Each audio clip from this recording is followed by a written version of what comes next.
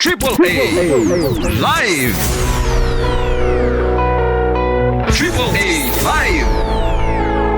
AAA Live! Ang palatuntunang maghahatid sa inyo ng kaalaman sa edukasyon upang magbigay liwanag at gabay sa ating mga mag-aaral at magulang. Where your academic goals will be advanced and achieved. AAA Live! Lilinang ng inyong talento at huhubog ng inyong husay upang magtagumpay sa karerang tatahakin. AAA Live! At ngayon, narito ang guro ng bayan, Attorney AMIHAN April ALCAZAR.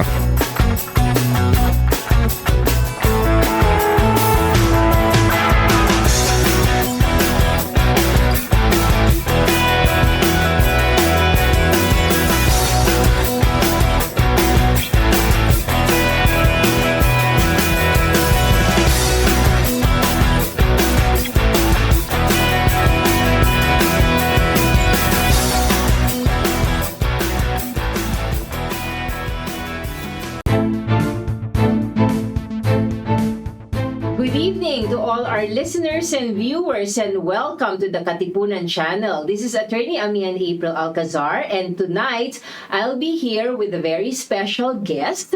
But before I do that, let me welcome all our listeners and viewers to AAA Live. So this is where your academic goals are advanced and achieved. So we'll be focusing on the education sector and exchanging insights, perspectives, and different concepts and ideas that affect our education sector.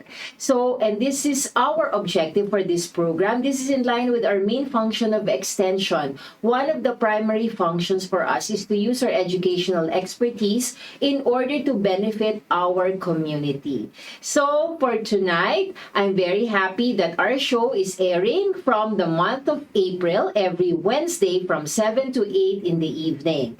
So, for tonight's guest, she's a lover of the month of April because she was born on the 1st of April, and it's not an April Fool's joke. And her presence here is definitely not a laughing matter for us because of our very distinguished guest for tonight. So, let me introduce properly our guest. She is Dr. ELINOR T. ROQUEL, the Vice President of Nutripharma. So, a medical practitioner. Of course, her training is that of Doctor of Medicine, and she's a specialty is the field of pediatrics. But let's take a journey towards her life as a professional, a medical doctor, and beyond. So, in AAA Live, we will look into the field of medicine, how wide it is, and how it can take you to your educational career. So, good evening, Dr. ELINOR. How are you tonight? Good evening, attorney. Thank you so much for inviting me sa You're inyong show. welcome. I'm a little bit nervous. Really? Yeah. But I'm happily nervous. Ayan lang. That's great. But before we continue, let me Yes. correct. I'm not a pediatrician po. I am a doctor. Yes. But I'm a medical entrepreneur. Ah, Doon po ako okay. napunta. Yes, so Yes. let's go through your life journey. Correct. And let's start from the very beginning, Doctor, of how I'm sure our listeners are really wondering how and when did you actually develop an interest to become a medical professional? Oh yes. Ang ganda ng iyong question. Ang ganda ng journey na to. And I hope I'll give justice to the journeys of my colleagues sa field of medicine. Yes. When I was young, I really wanted to become a doctor. My parents are not medical practitioners, no? Simpleng mga tao lang sila. Pero sa totoo lang, I have a heart doon sa province kasi. Marami kang nakakausap. And where was this? In Tanawan, Batangas. Ah, okay. So sa province kasi, meron kaming of course, association o mga kapitbahay. Pagkatapos nakikita ko sa probinsya noon, hindi naman talagang maraming mga doktor. Yes. At ako ay may dalawang tiyahin na doktor. Si Tita Inya and si Tita Pachi. At nasa US na sila ngayon nagpa-practice. Mga kapatid ba sila ng daddy ko. Ng daddy Ng nyo? daddy ko. Okay. So, role models at least, I diba? think they became role models kasi nakikita ko yung attitude nila, yung ugali nila, yung pag-aaral nila. Hindi mo magandang tingnan sila na nakaputi sila? Doktora? Oo, tapos pag nagsasalita sila, nakikinig yung mga tao. And I think nakikita ko na yung mga matatandang doktor, pag pinupuntahan namin, pag nagpapa-check up kami kasama yung mami ko, sabi ko, ang ganda-ganda siguro, nakakatulong Di ba sa yung tao. sinasabi kasi nila bedside manners pag doktor, di ba? Mahinahon and very calming your presence, di ba? Yeah, so 7 years old pa lang ako. Sabi ko, gusto ko nang maging doktor. Yan. Wow. Talagang elementary pa lang. So, Yes. what kind of preparations did you do to actually undertake a study in medicine? In medicine. Of course, kasi meron tayong goal. So, bata pa lang ako. Sabi ko, kailangan maging diligent siguro akong mag-aral. Kailangan siguro magkaroon ako ng study habits. Kailangan siguro mabait ako, masunurin ako, at madasalin. Kasi, mahirap maging doktor. Alam ko na yon. Mahaba, di ba, ang pag-aaral pag magiging doktor ka? And naisip ko, hindi siguro ako yung type na magbo-boyfriend agad. Nako. Kasi hindi ko kailangan. Books before boys. Madaming Yes. books pag nasa field of medicine kayo. Attorney nung araw, di ba? Kapag babae ka, parang the second siya, alam mo, hindi ka yung first priority para mag-aral. Yes, actually, even especially sa field of medicine, doktora, may mga quota pa nga yan sa mga women before. And then sasabihin nila na, bakit magbe-medicine si Erlene? May negosyo naman kayo. Mag-aasawa lang siya. Ngayon. Sasabihin nila, ganon. So sabi ko, Hindi ba discouraging yun sa inyo, doktora? Of course. Noon, diba? And I have to prove to my dad, Daddy, hindi naman ako mag-aasawa agad. At isa pa, Talagang tatapusin nyo, ha? tatapusin ko to. At pagkatapos, gusto ko talaga to. And yet, sasabihin nila, ang pagiging doktor ay isang bokasyon. So, hindi kayo yayaman sa ganyan. Sabi ko, hindi ko naman yun, I don't think that is my dream. Although, madaming doktor na mayaman. Oo. Pero, nakikita lang natin na madami sila, nakakilala natin, pero mas marami pa rin yung hindi. Na talagang vocation sa Na kanila, vocation yung sa practice of medicine. But then again, so sabi ng daddy ko, of course, we will support you. Yeah. So I studied diligently my elementary and high school days under the mentorship of the Augustinian sisters. So, sa Tanawan Our Lady to. of Fatima Academy, Tanawan. Okay. So, shout out sa inyong mga co-alumnus pala, ha? In La elementary. Consolacion. Now is La Consolacion Yes. College of Tanawan. So, hello mga colleagues sa Fatima, si Miss Remy Molinyawe ang aming principal ngayon. Diba? Wow. Tandaan nyo pa. Tanda-tanda It's ko pa. because after you finish your high school, diretso na ba kayo, doktora, to a medical field?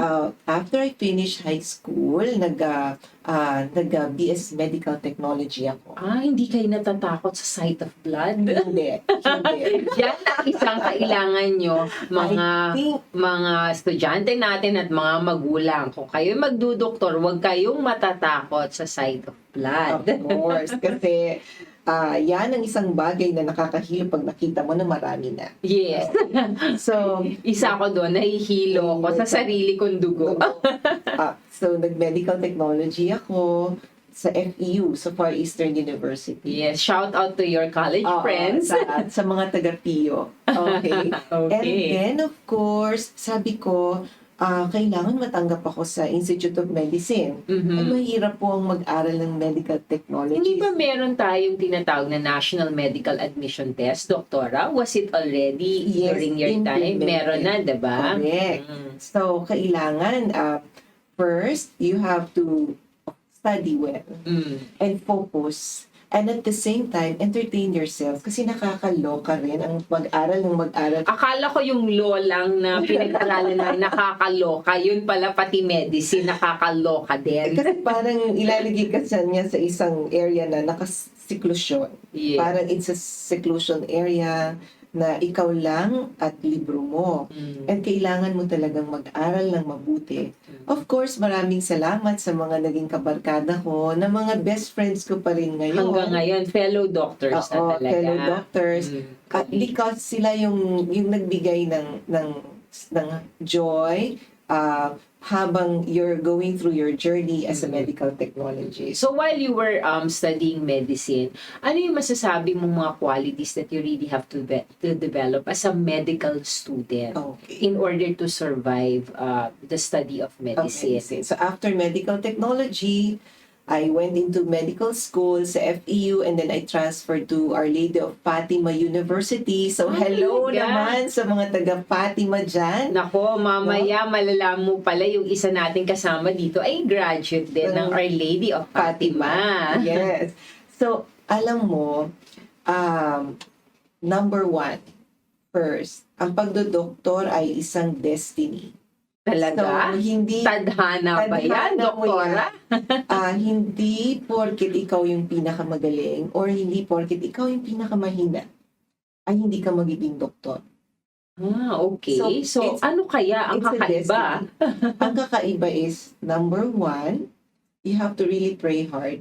The Lord grant you your wish to become a physician. Kasi alam mo, ang isang doktor, kanang kamay ng Diyos yan eh. Tandaan Kasi natin. lifesaver, di ba? Ang mga doktor. Ang Diyos, ang author of life, we protect life. So, ang ating leader, doctor, ay ang Diyos. Number one. And then, so I firmly believe in fervent prayers. Of course, that's on the spiritual side. But on the physical side, on the Kasi human physical side, well-being ang doctors, di ba? Ito po, kailangan niyo po ng tiyaga. Sobrang daming tiyaga. Tiyaga pa more. Tiyaga po more. At of course, kailangan po nag-aaral kayong mabuti. Wala pong pumapasang doktor na hindi nag-aral at hindi nagpuyat. Okay. At hindi nagmahal sa kapwa-tao niya. Okay, Kasi so, talagang mahirap pala. Not only to be good in books, but also to have a heart for people. Kasi ang magaling na doktor, yung pong naiintindihan niya kung ano ang pinagdadaanan ng kanyang pasyente. Kasi nga mahirap, di ba? Talagang mga may sakit yung titingnan nyo, doktora, hindi ba? Ang sabi nga ng daddy ko, maraming doktor, pero the only thing that will separate you from one is being empathic to your patient. Yes.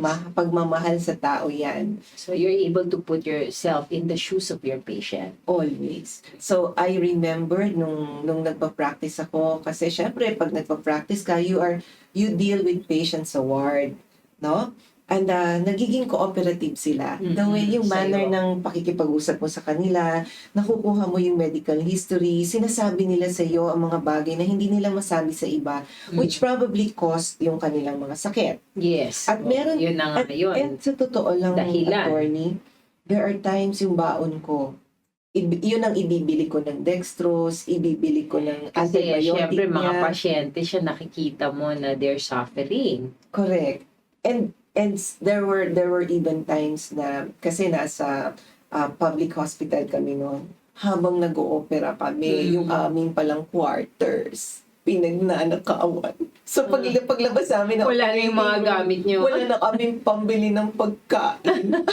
Nakawan na pala Kasi kayo. nawala yung mga wallet namin. And nung time na yon, alam mo ba, hindi ko makakalimutan. Tumawag ako sa mister ko, sabi ko, Daddy, nawala wala na kaming wallet, lahat, ganyan. Paano yan? Nandyan ka sa Cebu, meron kang conference. Sabi ko, paano yan? ay, sabi niya sa akin, sabi ko, Daddy, yung aking wedding ring. Ay, sasala ko. Umabot ba na sa punto na gano'n si doktora? Kasi, ang pwede mo lang madala sa operating room. Kung ano yung isa lang, no? Wala ding watch, di ba? Walang Hindi watch, pwede. walang ano. So, nakasama siya sa gloves ko. And then, habang nag-assist kami, ayun na sa akin. So, my husband went back from Cebu, and then, tinubos namin yung aking wedding. So, ganyan kayo kamahal ng asawa nyo. Ganun po kamahal ang profession At ganun nyo ko. kamahal ang profession mo as a doctor. Yes. So, after the practice of medicine naman, paano kayo eventually napunta into Nutripharma, pero hindi pa ata ganun, at sinabi nyong medical entrepreneur? Yes. So, so ang aking pong internship, ako naman po ay sinuwerte na makasama sa mga interns ng Manila Doctors Hospital. One of the best prestigious teaching hospitals in the Philippines. Respected colleagues Yes. of MADOCs. Manila Doctors. Doon talaga natutunan ko lahat ng disiplina. Yes. Doon sa aking pagpapractice. And I wanted to become a pediatrician.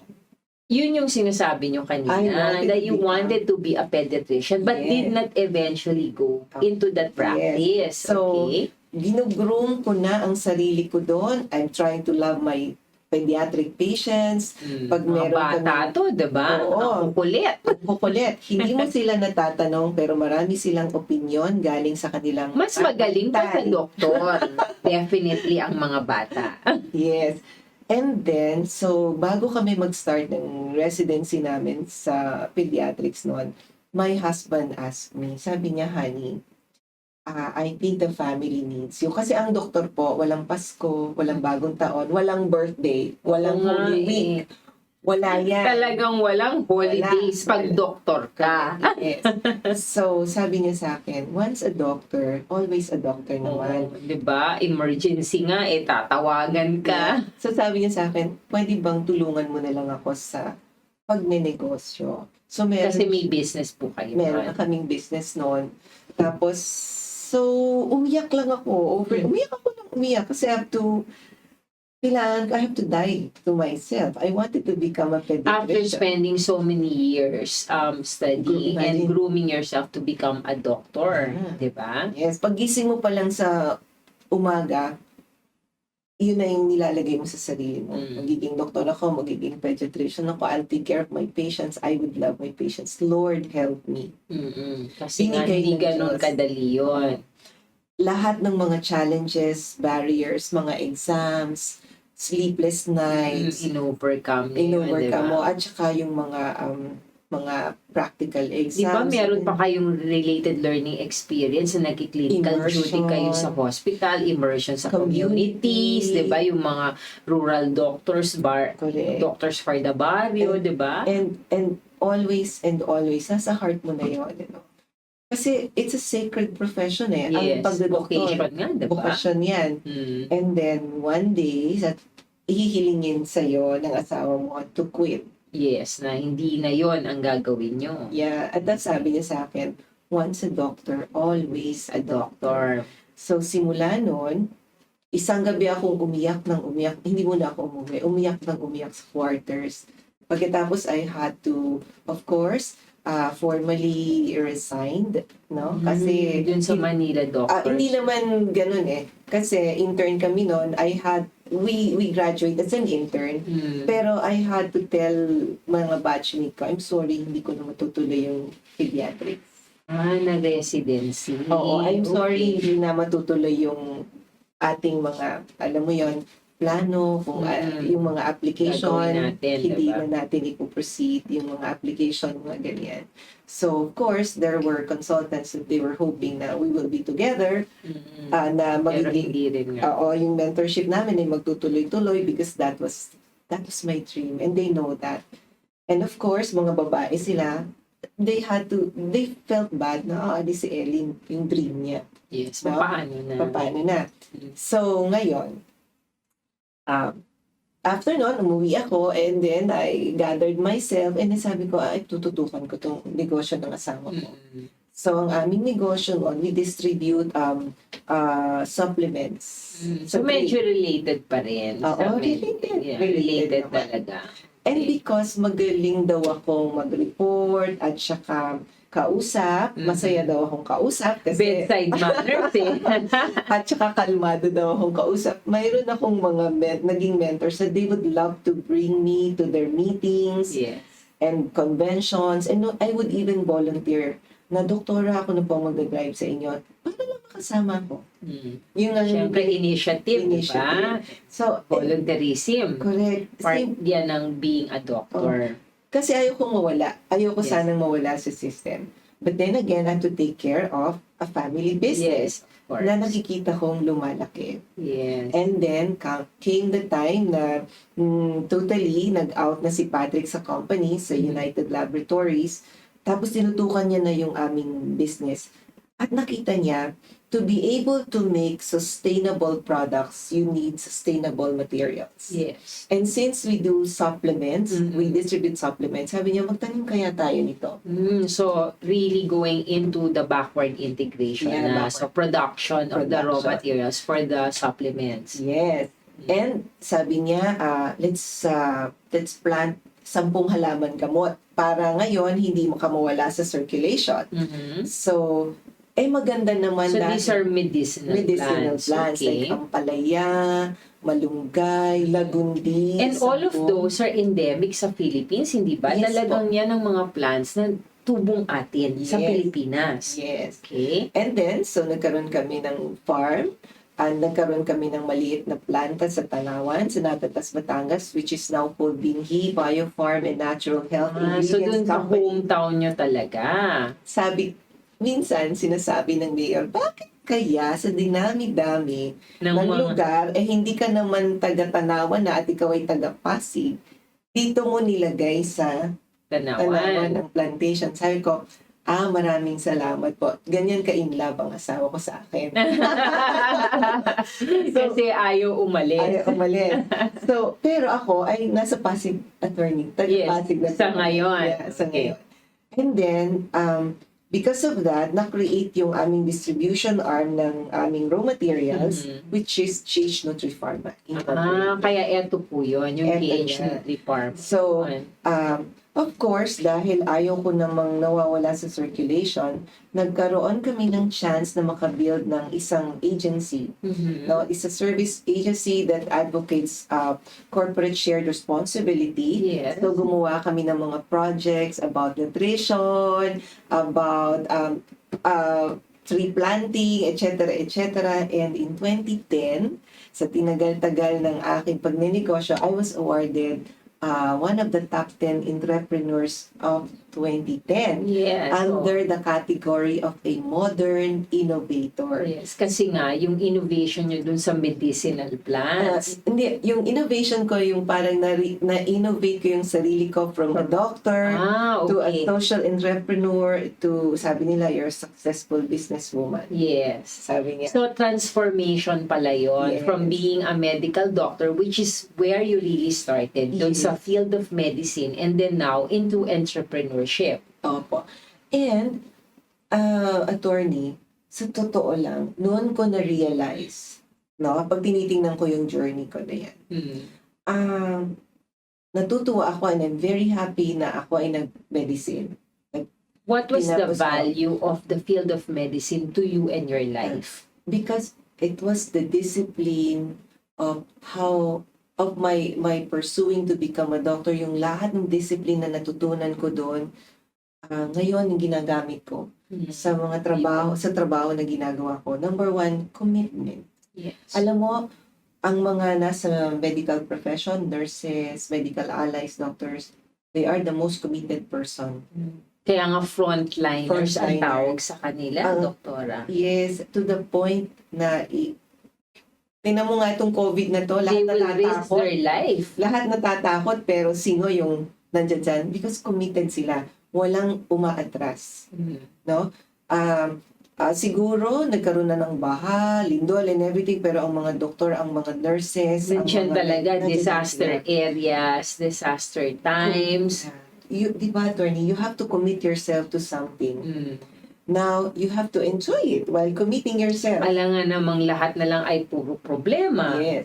Ang maganda sa medicine, dahil naiintindihan mo yung tao, madami ka nang nakausap through the process of learning or your studies, parang natutuwa ka na nakaka-contribute sa pagkatao ng isang sa buhay niya. Di ba maganda ba yung feeling, doktora, na gumagaling yung mga previously may sakit, na injure sila, gumagaling sila? And you know, sometimes, hindi mo pa binibigay ang gamot, nakausap ka pa lang.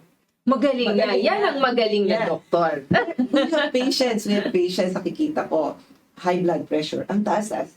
Well, sabi nila, hindi niyo po natatanong, ako po ang former medical director ng Kobe Clinic Diagnostics and Dialysis Center. So nag-practice po dumating ako. doon sa punto pala na yun, doon sa practice of medicine yun. Yes, nag-practice po ako talaga. So, as a medical director, I see the patient of other patients of my other doctors because I have mga doctors under me, mga Siyempre, as 40. medical director, mga diba? medical director, 20 to 35 doctors under me. Iba-ibang doktor Iba-ibang doktor yan. Different. May bata, may matanda, may kaedad ko, may mas matanda sa akin. Pero lahat sila kailangan, you have to take care of them. Yes. Because itong clinic na to ang avenue for their practice. Yes, so monitor them, diba? At nakikita ko yung mga patient, alam mo, high blood pressure, taas-taas ng presyon. Uupo ka pa lang, nakita ka pa lang nila, pagpa-BP mo ulit, okay na. Sabi ko, what happened? Yes. So, Nervousness. I think there's a certain kind of calm that you bring to Reassuring, di ba sinasabi nila pag Yes. doctor, reassuring that everything's going to be okay, the doctor is Yes. here. And sabi ko, yung, di ba yun, no? Commitment, tapos Yes. you have to make yourself happy because masaya itong practice na ito. Yes. Alam niyo po, dobleng prayers. You know why? Not only for you, but for your For the patients, patients. of course. And alam mo, that's life practice. You have to pray. Kasi hindi mo hawak ang buhay. Ang Diyos lang ang nag-extend niyan. Yes. At ang And Diyos din ang are you an instrument as a doctor? Kailangan maging, i-claim mo na, Lord, I'm one of your instruments. Kailangan. Para nga maging successful ka. Kasi alam mo, attorney, sa palagay ko, sa buhay natin, ang unang-unang nakakakita ng milagro ng Diyos, ang mga doktor. Kasi nga, imagine, i-save mo yung life ng mga nag-aagaw buhay. Yes. And I'm very happy naman na mga pasyente ko ay nabubuhay. Yun na nga. Yun ang talagang masaklap, di ba? Yes. I mean, I think, I feel for you na kung let's say merong hindi naging successful, it's not for lack of trying. Siguro, doktora, yung sinasabi niyong commitment. But it's because that's just the natural course of events talaga. And eto pa, of course, you have to be diligent in your studies. Yes. You have to learn to understand what it means to say yes and no. Kasi po, bilang doktor, ikaw po ang magbibigay ng yes and no. Pero, Ano kaya itong mga For example, answer sa yes or no? there are mga management sa pasyente na sometimes yung patient igigiit sa'yo, gusto niya. Pero alam mo, hindi pwede. Naku, huwag kayong magiging mas magaling pa sa doktor at matigas ang ulo. Yun. So, kailangan mong sabihin yung yes and no. Yes, sa pasyente pa lang to, ha? Pasyente pa lang to. Paano kung may pamilya yung pasyente, Ano po, paano kung kamag-anak nyo yung pasyente nyo? Yun ang mas mahirap na masakit ang ulo, Yeah. doktora. So, you have to learn to say no nicely and calmly. At pagkatapos, ito pa, parang nakita ko sa mga doktor, hindi mo sila magugulat. Basta-basta. Talaga, ha? Compose sila sa lahat ng oras. Kung kasi ano man, no? ang dami ng dumaan everyday sa practice. Marami nang manggugulat sa'yo. So, hindi ka dapat magulat. Kasi nga, kakailanganin ka talaga ng mga pasyente mo. Tandaan mo, nothing is based on luck. Sa medicine, kailangan it's based on your tawag nila Knowledge. yung iyong meron competencies. Yes. So with that, yung competencies na sinasabi natin, doctor, because right now, we really want to motivate, especially during these times of pandemic. Ano kaya yung mga dapat nating tandaan insofar as the qualities that we would like to develop for the young people so that they can be interested in the field of medicine, and especially itong pinasukan nyo na ngayon, which is medical entrepreneurship, how to encourage people to look into the Philippine medicinal plants. Oh yes, wonderful. ngayon na nagpa-pandemic ang buong mundo, Yes, it's all Ah, over the world. parang overnight, biglang natanggap ng mga tao na, alam mo, let's go back to basic. Yes, At diba? kailangan Na-feel gamitin- natin yun. Kailangan gamitin natin yung natural. Yes. Kasi, at ngayon, mas lalo tayong naging madasalin. Diba? Tandaan natin, sabi ni Lord, fruits for food and leaves for medicine to eat. Yes, So, ibig diba? sabihin, yung mga gamot na yan, galing din yan sa mga dahon na yan. So, hindi yan taliwas doon sa iyong pinag-aralan, doon sa field of medicine, hindi ba? Because, estudyante pa lang ako, pinag-aaralan na namin yan. So, this is Kaya, part of the research in the field of medicine, hindi ba? This is part of the lecture na kailangan Yes. mong ipasa. So, like ngayon, tip ko to ha. Magbo-board Board exam dyan, ha? Ang dalawang question dyan about herbal medicine. O, makinig mga estudyante dyan ng Yes. medicine. O, eto pa yung tip ko. Ang sagot dun sa tanong, lagundi. Isa yan. Isa yan. Alam mo kung bakit. So, when we were studying, kasama yan sa tinuturo, sa curriculum. Kasi hindi lahat ng lugar na pupuntahan mo, merong butika, merong doktor, So, available paano na gamot. kaya? So, tinuturo yung 10 halamang gamot, and then, nagkataon naman na ngayon, at present, meron tayong kinakaharap na pandemic, Yes, which is COVID-19. Yes. Ano-ano ang presentation ng COVID-19? Kapag meron, pag symptomatic ka, anong presentation niya?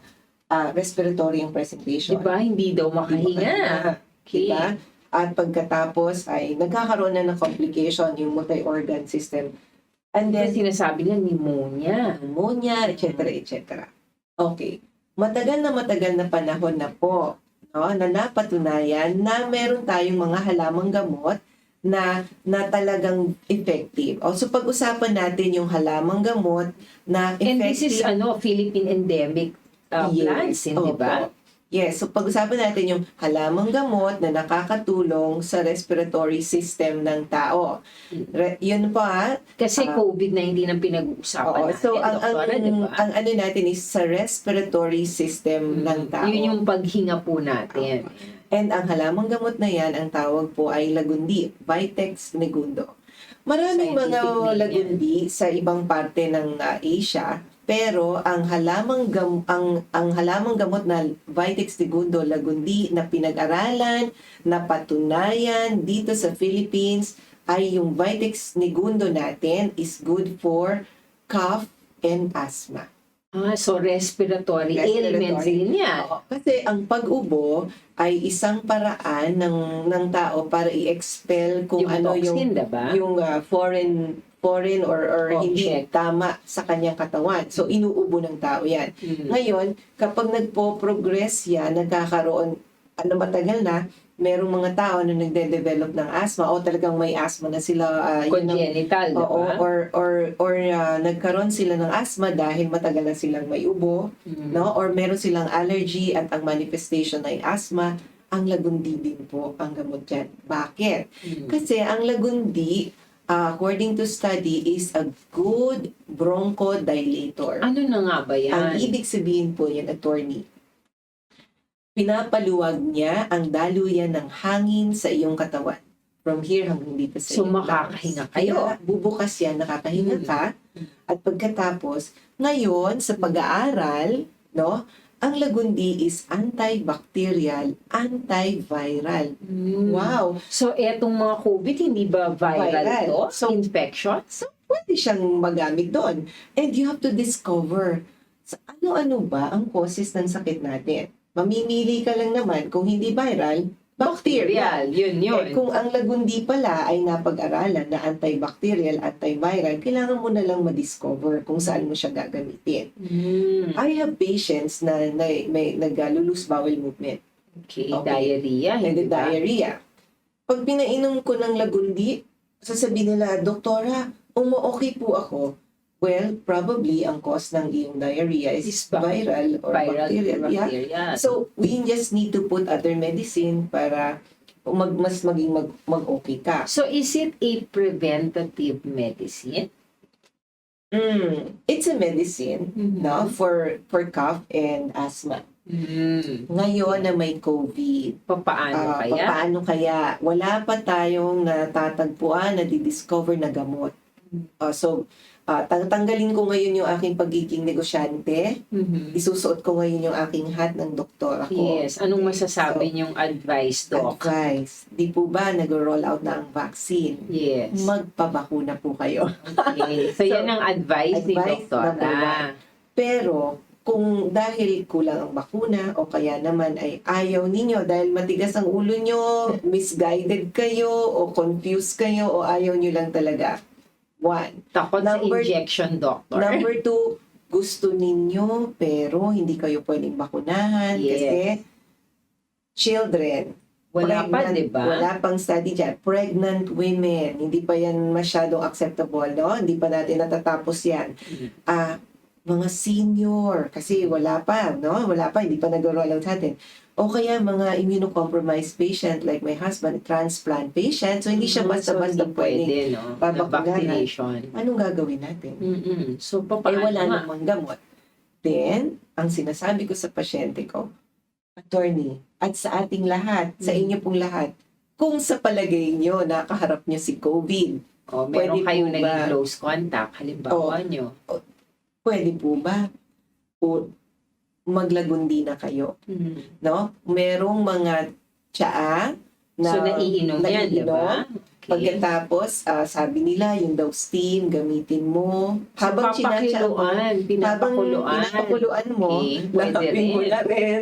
Pwede Kasi rin. walang masama dyan. At pagkatapos, of course, yung 4Ps, face mask, face shield, Yes. social distancing, Yes. and of course, always wash your hands and for 20 sanitize. seconds. Yeah. Alam ninyo, naniniwala ako bilang doktor na the best the best management na pwede naming maitulong sa inyo is kung maipapaliwanag ng doktor sa inyo ang inyong magiging cooperation para gumaling kayo, makahanap kayo ng paraan para hindi kayo magkasakit o hindi lumala ang sakit ninyo o maproteksyonan kayo. Kailangan yung doktor po masarap kausap. Yung doktor po naiintindihan ng pasyente, hindi nagmamadali. At nararamdaman ng pasyente ninyo na meron kayong malasakit at pagmamahal sa kanila. Alam ko naman ginagawa niyo yan kasi yan ang training natin. So, binabati ko ang lahat ng doktor na magpasa hanggang ngayon ay nananatili at nananalaytay sa inyong sarili, sa inyong mga veins, ang mga values na itinuro ng mga challenges natin nung nag-aaral pa tayo para maging doktor. So, well said, Dr. ELINOR T. ROQUEL. So, kaya nga atin pong pinaliwanag ang tungkol sa field of medicine ngayong gabi kasi nakita natin ang pinapagdaanan ngayon ng ating mga medical frontliners, especially during this pandemic. Kaya iniisip natin sa hinaba-haba ng pinapag-aralan nitong ating mga medical professionals, ano kaya ang mga qualities at preparasyon na kanilang ginawa para marating nila ang ganitong vocation, the practice of the field of medicine. Kaya siguro sa ating mga nakikinig, nagsusubaybay, atin po sigurong tingnan ang mga posibilidad ng ating mga kabataan kung paano sila makakapunta dito sa profesyon na yon kung meron nga silang tamang mga kalidad, preparasyon at syempre po pag-aaral para sila ay maging medical professional. So sa gayong banda, Dr. ROQUEL, meron kayong habol na sasabihin para sa ating mga kabataan kasi sila talaga ang ating magiging pag-asa sa mga susunod pang panahon to become medical professionals. Yes. Ang sasabihin ko po sa inyo, kung pangarap ninyong maging doktor, alam ninyo, sa trust yourself, magagawa niyo yan. Diligently gawin niyo yung mag-aral ng mabuti, pagkatapos, of course, magdasal. Magdasal ng mataimtim na marating ninyo ang inyong mga pangarap. Kasi sa totoo lang, maganda yung tawag na doktora, doktor, or MD. Tapos nakaputi ka pa. Nakaputi ka pa. At pagkatapos, everybody loves you. Sa totoo lang, ang isang doktor, pinapakilala ka pa lang, mahal ka na nila. Kasi papagalingin ka ng Oo. doktor. Hindi ka pa nila nakikita, ini-introduce ka pa lang nila. Saan ka nakakita ng profession na ini-introduce ka pa lang, mahal ka na nung mga tao na yon na makikinig sa'yo. Pero sa totoo lang po, sa kabila ng title ng MD sa dulo ng pangalan namin o doktor o doktora sa simula ng pangalan namin, marami pong sakripisyo ang pinagdaanan ng mga doktor na yan. Kaya, kapag po may bata na gustong maging doktor, tuwang-tuwa ako. Kasi ini-encourage Diba namin sila. natin yung mga batang yan? Oo. Kapag meron akong doktor na humingi ng tulong, gusto niyang maging doktor, sa abot ng aking makakaya, bakit ang hindi? No? At sa inyo naman po mga tao, mahalin niyo po ang doktor ninyo. Kapag nagpapacheck up po kayo sa kanila, dumating po kayo sa clinic nang open ang inyong isip na ang inyong doktor gagawin lahat ng paraan para gumaling kayo. Kasi yan po ang aming sinumpaan, to do no harm sa aming mga pasyente. So, lahat ng gagawin namin ay para sa ikabubuti ninyo. So, makinig po kayo sa amin. Huwag niyo pong sansalain or maging very skeptic or i-challenge ang aming mga abilidad. Kasi ang lahat po ng doktor nakarating sa estado na yan dahil nag-aral. Alam niyo po, 10 years pag-prepare, 4 years para sa pre-med, pagkatapos 4 years para sa medicine mismo, proper.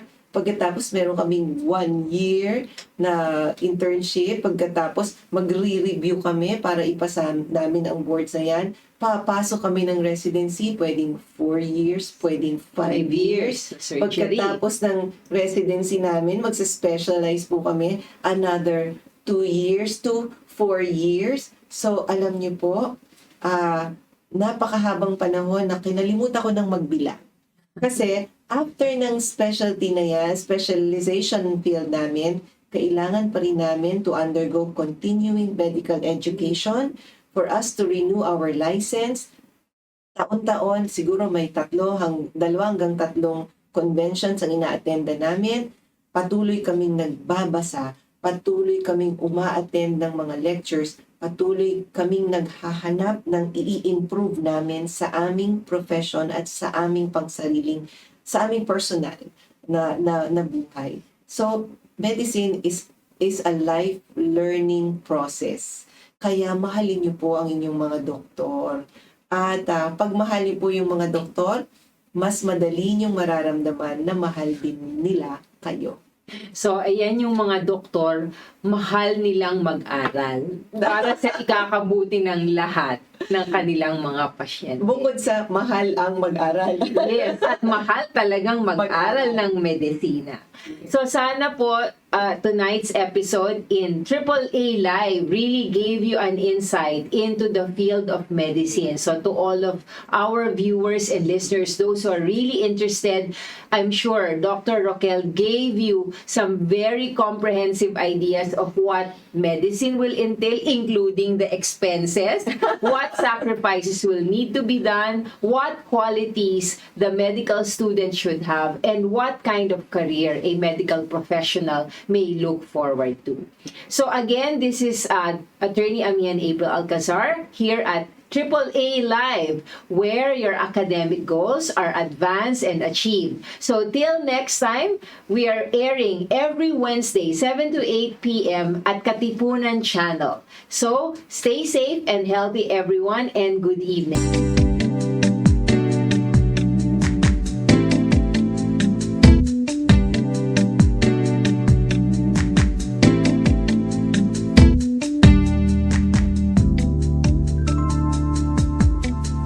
Hindi kita nakilala, ibang-iba ka na talaga. Malayo na ang narating mo, hindi mapigilan ang pag-asenso.